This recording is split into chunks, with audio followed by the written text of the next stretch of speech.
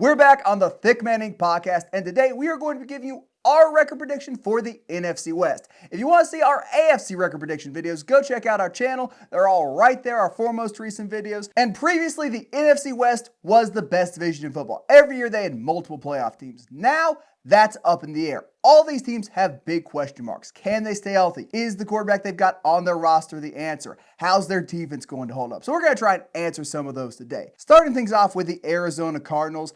And in a vacuum, I'm a fan of what they have done in the offseason. Last year, they had by far the worst defense in their division. EPA-wise, they were near the bottom of the league. You can tell there was some good coaching from Gannon, but it just didn't quite manifest. They're going to do all these crazy stunts to try and generate pressures because no one on their roster could win one-on-one in a pass rush.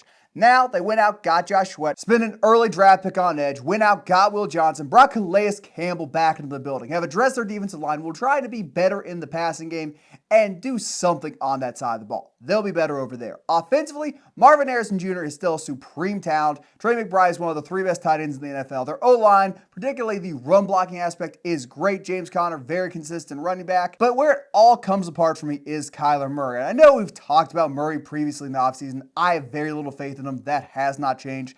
I do not think you can win with him in the pocket, and when a player breaks down and he starts scrambling, they just don't quite have the receivers built for him to perfectly find them in stride. You can just keep running route after route. The strength of Trey McBride and Marvin Harrison Jr. is that they are great route runners and can make contested catches. They're not going to create 5, 6, 7 yards of separation once a play breaks down like some other guys like Zay Flowers do. So it's a bad dynamic there. Murray's got injury issues. Due to his style of play, there are always peaks and valleys. One game will give you 350 yards, 3 touchdowns. Another game, 120 yards, a touchdown, and 2 picks. There's just too much inconsistency at quarterback. And with the rest of their division, I think they are clearly the worst team, the most uncertain team, and the team on the precipice of blowing it up. I don't think the Seahawks are going to fire their coach if this year goes wrong. The Rams and the 49ers clearly are not moving off anyone in their building, are not moving off their quarterbacks unless Stafford retires. There's too much uncertainty with the Cardinals quarterback and coaching situation for me to truly believe in them. So I've got them going 5-12. That may be a pessimistic way of looking at things, but someone's got to come in last. I really do like what Arizona did least out of all these other teams. I have many of the same feelings. I like Jonathan Gannon. I think he's proven to be a very good defensive coach with what he has done with the Cardinals defense during his time there. He has made them play above what I think maybe their actual talent is. And this offseason, they put a ton of resources in free agency, in the draft, into bolstering that defense. And the quality of this team, the amount of wins this team is able to accumulate is going to come down to the offense. And they do still have talent. It's why I think they'll still win a decent amount of games. Trey McBride, Isaiah mentioned, top 3 tight end in the NFL. Marvin Harrison Jr., very talented. People calling him a bust are ridiculous. He's in a run-first offense with Kyler Murray playing quarterback. So that's not exactly going to allow him to receive 160 targets as a rookie. If you're worried about him, it's too early to get worried whether he'll be a top receiver in the NFL. And the reason I have the Cardinals also coming in at the bottom of the division is that when it comes down to it, when they're playing the Rams, when they're playing a team like the Eagles, when they're playing a top dog in the AFC, do you really trust Kyler Murray to go down there and win the game for you? When you get down early, do you think he's going to lead the offense back time after time through the air to the Cardinals' receiving weapons in order to win the game? I just don't see that happening. I think the Cardinals, from a roster perspective, are headed in the right direction, but much like Isaiah, I don't think Kyler Murray is going to be able to win those close games, be able to keep the Cardinals in the game when they get down early, and I think they'll be a little bit better than you do. I have them going 7-10. I could see 5-10 happening, but I think they're the worst team in their division. Someone's got to be the worst, and I think the reason they're going 7-10 and not 10-7 will be a few games Kyler loses them. It's also the fact I addressed the passing defense. That should be better with Walter Nolan, Josh Sweat, Calais Campbell. I still don't think their run defense is going to be that good. Because look, the guys they brought in, Calais Campbell, I know he's good, but he's also 38, and he is probably better technically as a pass rusher now than he is as a run defender. Dalvin Tomlinson is their starting defensive tackle. That dude, And their linebacking room, I have more faith in them in coverage than I do in them as tacklers. So I think they can get gouged on the ground. I don't think their passing defense, unless everything goes right, is still going to be above average. And pair that with a quarterback who can just put the ball in the other team's hands, That's why I don't have faith in them. Optimistically, if everything clicks defensively, they can maybe sniff a top 10 unit. Maybe they lean super heavily on the running game again, and the turnovers in the passing game aren't as big of an issue, and that's their path to the playoffs. But a lot has to go right for that to happen. Moving on to the Seattle Seahawks, and this is the team which has changed the most in the offseason, in my opinion. Replaced Geno Smith with Sam Darnold, overall the interior of their offensive line, and have brought in a new offensive coordinator. Do I think this team got better from a roster standpoint? Kind of. They got better in some areas, worse than others, mainly across the offensive line. Defense, still great, still top 10 unit. D-line, still fantastic. Secondary is still among the best in the league. But Darnold is worse than Geno Smith. Cooper Kupp is worse than DK Metcalf. And changing the offensive line should be able to help both those guys out. But the O-line is still not some world-beating unit who can give Sam Darnold 3-4 seconds in a pocket. He is going to be dealing with a similar level of play as what he had during the back half of the 2024 season in Minnesota after Christian Darrisaw went down. It's going to be an average offensive line. Will that be enough to elevate their win total? No, but I don't think it's going to be some disaster. I don't think the team's going to completely fall apart offensively. I think they're going to be able to run the ball a lot better behind Gray Zabel, Oluwatimi, and Charles Cross, particularly the left side of that O-line, with Zach Charbonnet and Kenneth Walker, a man who just refuses to go down. I think we're going to see a more rhythmic offense. We're not going to see 600 pass attempts like Geno Smith was forced to do in 2024, and that will lead to, given the strength of the defense, the same amount of wins. I got them going 10-7 again. I don't buy too much into there being some massive exodus of talent, some fall off, some 3-4 win season because Sam Darnold just stinks like some people are acting like there will be, but I can definitely see the downside being there. Who is some people? You making some type of insinuation over there? I don't know. Are you some people? You got them winning 2 games?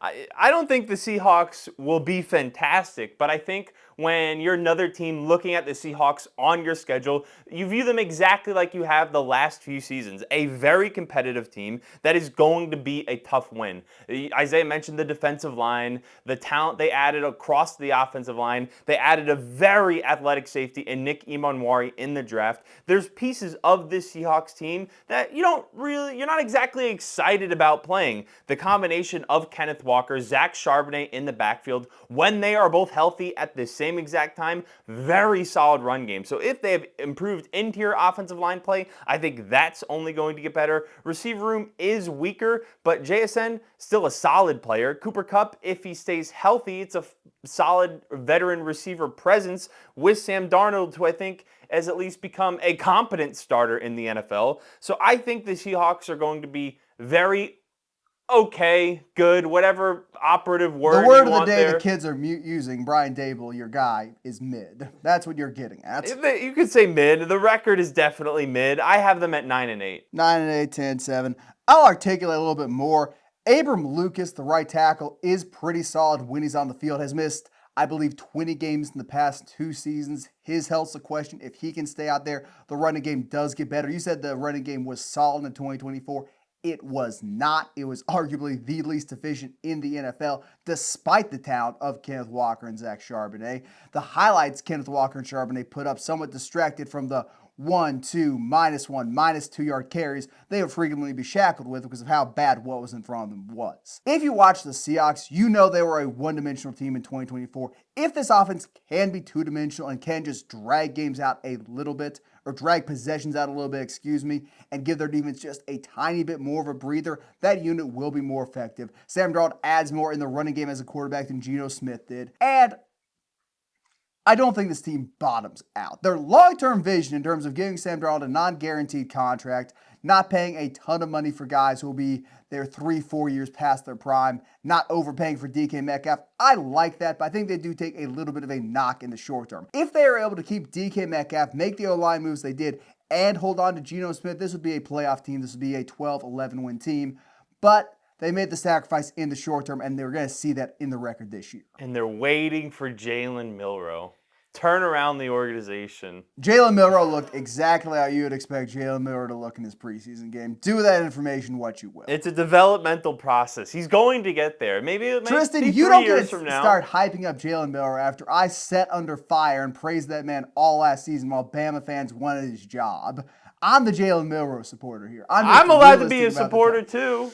I never was a hater. You're preaching to me is like, oh, I've made this discovery. I have this absolute faith in Jalen Milroe. We were talking about one of his few supporters, one of the few was arguing for him to get the Heisman last season. It's not going to happen An ineffective this year. Argument, sure. It might if Darnold goes down. Who do they have behind him? Is it still Drew Lock? I think you might just go ahead and roll Milroe out there and see what happens. If Darnold goes down, season's over anyway, so hey. Well, we know what's going to happen if Drew Lock is rolled out there. Then it goes from 9-8, 10-7 to 4-13. Where were the Giants with him? Did he win a game in New York last year? I don't know. Was it just, they won 4 games. I think they did. If you can win a game in New York, you can win 5 elsewhere. I'll let you intro the 49ers, so since you've got strong opinions. I don't have very strong opinions about the 49ers. Don't sell it like that. Sell it a little bit harder. If you're a 49ers fan that thinks the 49ers are going to go 13-4 or 14-3 and they're turning everything around, the defensive pieces they added across the defensive line, the offense with Brock Purdy fully healthy, the offensive line shifted around a little bit. If you think that's what's going to happen, I think you're crazy. I think they did improve their defensive line by adding some young depth. Kyle Shanahan, we know, is always going to have the offense firing on all cylinders, but losing Hufanga, losing Dre Greenlaw, losing Travarius Ward, losing Aaron Banks, those are a lot of key pieces that have played big roles on your team over the last few years. And then you look at your star players that are supposed to play a big role on your team. Brandon Ayuk, when he's returning, is undetermined at this point. Trent Williams, he's very old at this point for the best player on your offensive line. Christian McCaffrey, his hamstring, his knees, his Achilles, which one is going to go first? Is he going to play an entire season? So I think there are a lot of question marks with this 49ers team. I'm not a Brock Purdy hater. I'm not a hater of their good players, but I just don't think they are quite where you would like them to be to have them back in that conversation of playing the Chiefs in the Super Bowl or playing the Ravens in the Super Bowl, whoever comes out of the AFC. So I have the 49ers at 10-7. I think there are a very small number of fans who actually believe they're going to go 14-3. San Francisco is a cyclical team. Some years they go all in, they trade their first round pick, they bring in veterans, and they say, okay, we're going for other years. It's more of a reloading year. They hold on to their draft picks. They maybe get some compensation, 3rd or 4th rounders. This was definitely one of those years. Had a bunch of draft picks, made a bunch of draft picks. The old guard is gradually aging out, but with the young guys they've infused into the system, they should be able to move things along quite nicely. I don't think they're a top-tier Super Bowl contender by any means, but I really do question if there is one of those teams in this division. I also think they bottomed out last year from a luck standpoint. 6-11 with most of your star players getting hurt, your quarterback playing hurt for over half the season. They went, I believe, 1-7 once Brock Purdy picked up that injury against the Packers. This team got snake bitten and got unlucky, and even if they do deal with some injuries, I don't think it'll be that bad 2 years in a row. You mentioned Hufanga and Ward being gone. Hufanga and Ward were gone for a majority of last season as well. Those were guys who were not key contributors. They were just out of the lineup due to injury. So I don't think their loss is going to be felt that badly. Clearly their defense will be better. Robert Saleh being back in the building should greatly help out that side of the ball. Probably a top half unit. The offense is always going to be good with Kyle Shanahan. They're always going to have a top 10 passing attack. The O-line, Aaron Banks is not a big loss. He certainly would not have been worth it to bring back on that contract. And really, with Dominic Puni, you've already got a new dominant interior guard who was way better as a rookie than any year of Aaron Banks' career, so there's not much lost there. Having said that, this team clearly has a ceiling. They're not going to go out there and shock the world. They're not going to be able to beat the Eagles in the playoffs. Their O-line's just not quite good enough. Their skill players are a little bit day-to-day. George Kittle's always banged up. Kyle Juszczyk's aged out of his prime. Ayuk's not going to be there the first few games. Juwan Jennings is Juwan Jennings. And CMC, I think he can get back between 70 and 80% of what he was, particularly in the passing game when he's going out for routes. That should be enough. With getting Patrick Taylor and Isaiah Guerrero, that should be enough for a very average running attack.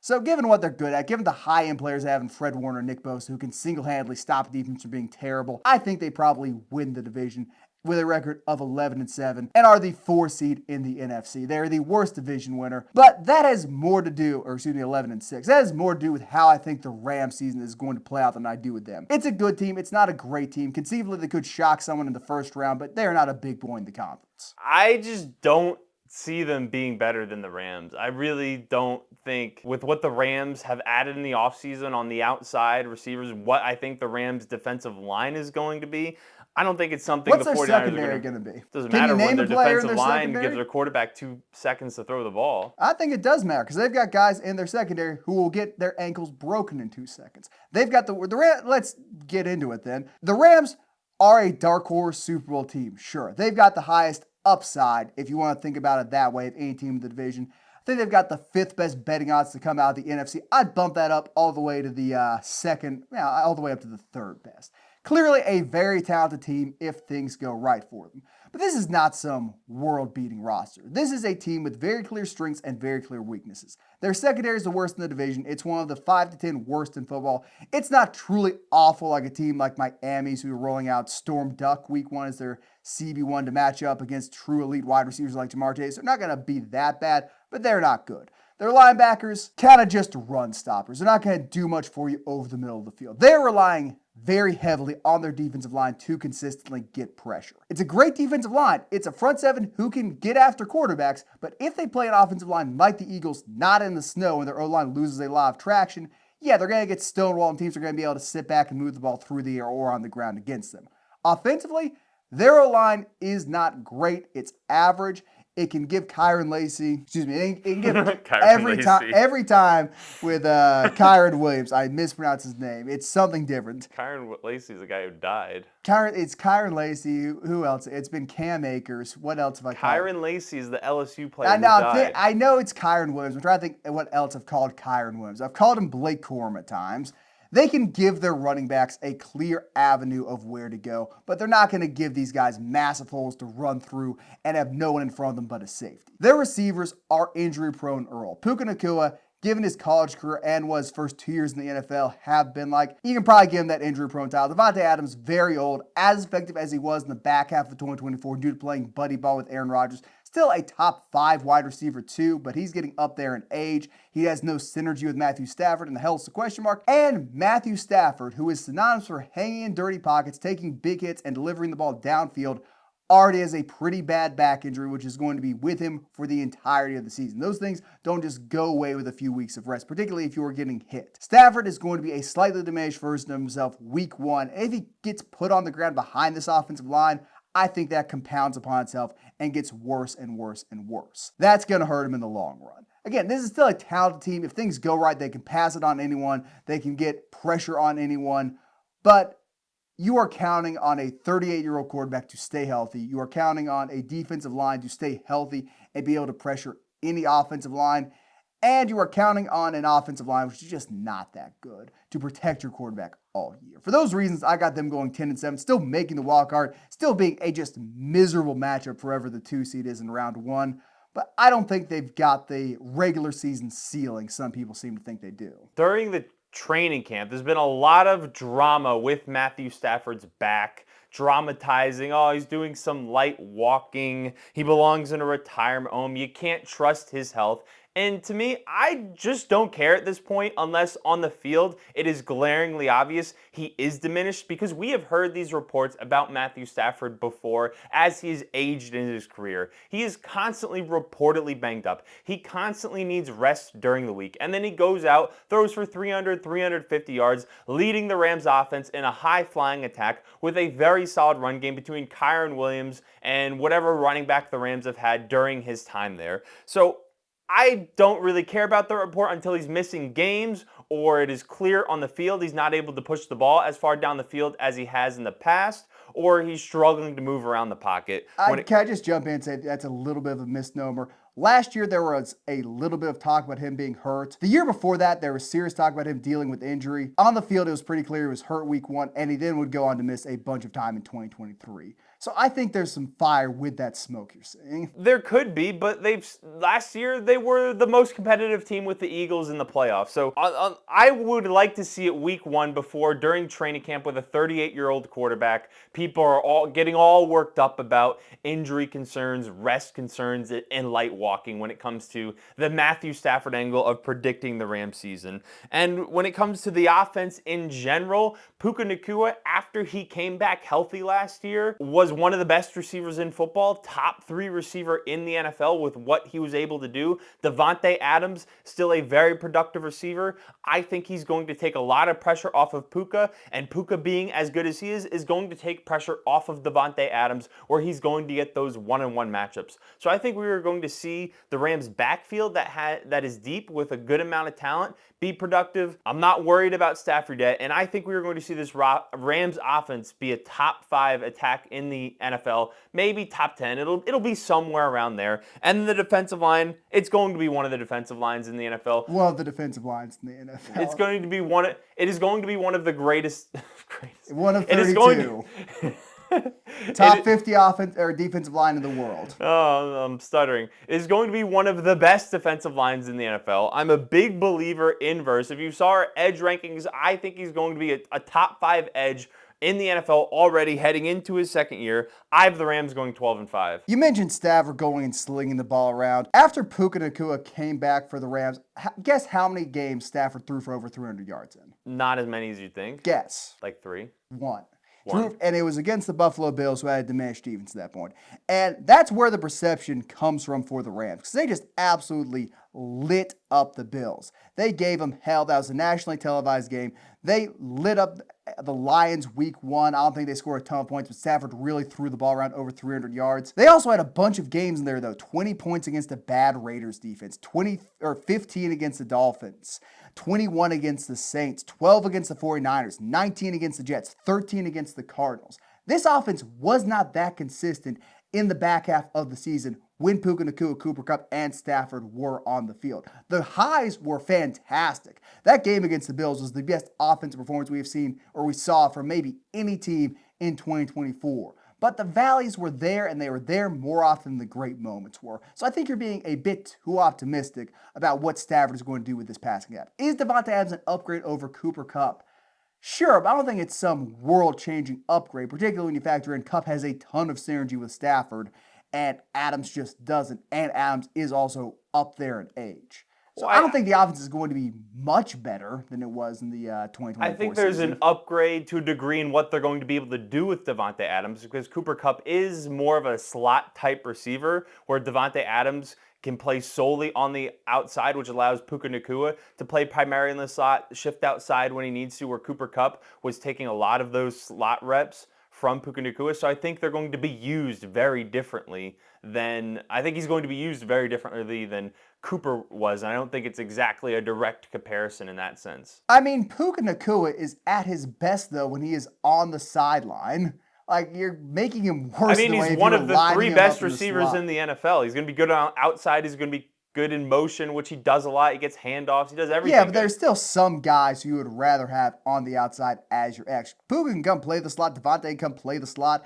Most wide receivers can play the slot besides the true deep threats. But I think you would rather have Puka Nacua outside than have him lined up in the slot. Just because you can do something doesn't mean you should. And again, I don't say I can be that optimistic about the offense and that optimistic about the secondary. If this team gets in a gunfight with people, they could lose it just because their defense winds up giving up 35, 40 points. It's not a world-beating unit. It can get hot at the right time. It favored them greatly. They played the Eagles in the snow. That helped their pass rush. I don't think they're a top-tier contender in the NFC. I have a hard time imagining them going and facing the Eagles in the playoffs again without a weather effect and them holding up, particularly with Stafford being another year older and another year more Landon Dickerson down with an injury makes pass rushers are going to face a little bit tougher. Well, you know, the Eagles are my 2 seed, so, and I'll admit, I think Let me guess, that. Vikings are the 1 seed. Oh, of course, but I'll admit that I said I am going 10-7. I've got them going 11-6, being the 6th seed and still making the playoffs. I don't think they're a bad team, but I don't think you can seriously look at this team and say, oh, that's a Super Bowl contender.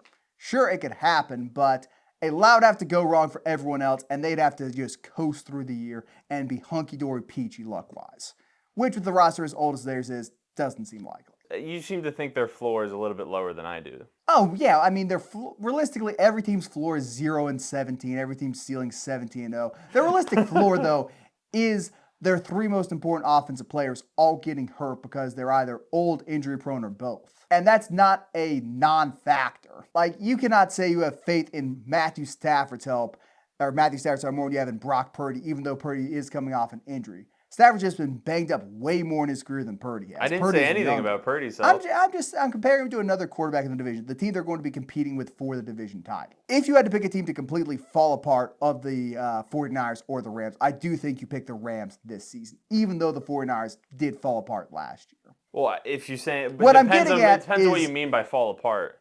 If you mean like go fall 6 apart, and 11. win 2 games, you could see that with the Rams if Matthew Stafford, Puka, Devontae all get hurt because they're very top heavy, and then you have Stetson Bennett throwing passes to who knows. Like, if you want to say that, sure, but you could say that for a lot of teams. Yeah, but I mean, you know what I mean when I say fall apart. Be like the 9th overall pick. Like the 49ers were Like last the season. 49ers. Lightning does not strike twice, but Kyle Shanahan has been struck twice by lightning. In fact, thrice by lightning in the Super Bowl, so hey.